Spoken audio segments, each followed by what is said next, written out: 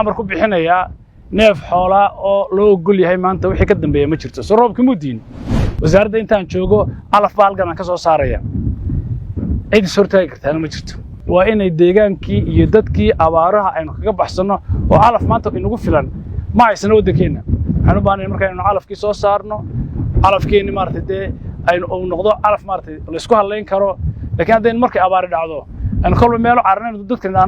noo ururiya dhaqaale yar xoola isku soo dardar hadii la yiraahdo oo mushkilad weyn anigu taa qorsheedu kuma jiro qorshahan ku jira waxa weeye wasaaradda intaan joogo calaf baalgan ka soo saaraya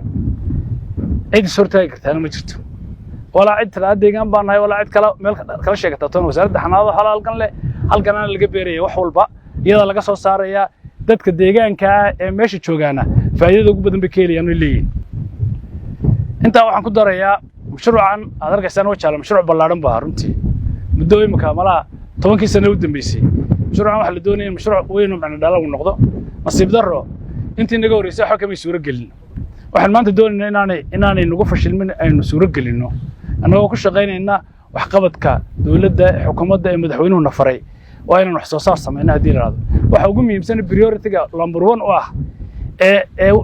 imaka cuntadan ku xiga waxa weeye waa calafka xoolaha marka calafka xoolaha inaan soo saarno ka shaqeyno waa muhiim shalay toona waxaan gabagabeynay buugii calafka xoolaha iyo habkii loo maartay ayaan soo bandhignay ee loo beeray cid walba ay u beeran kar lahayd validationkiisii amba maartay wixii soo dhamaan sameeyay policy-yadii shuruucdii oo dhan dhamaystirnay waxaan u baahanay inay noqoto wasaaradda xanaanada xooluhu meel calafka bixisay iyadoo loo soo doonato waayo wasaaradda xanaanada xoolaha iyo horumarinta reer miyiga ninka reer miyiga haddii calafkiisii waynu helaayo nagu taageerayo ay xoolaha markan ay abaartu jirtana anaga calafkiina weydiiyaan markan aan beerayno inay ka ilaaliyaan beertii xoolihii cid kale oo ganacsato ka faa'iideysanaysa meeshan ma jirto cid kale oo halkan la leeyahay amba cid baa loo xidhay amba cid baa loo sameeyay ma jirto وكا على في سيد قروح بدن بحية هذا كيسان ما تدح جوجنو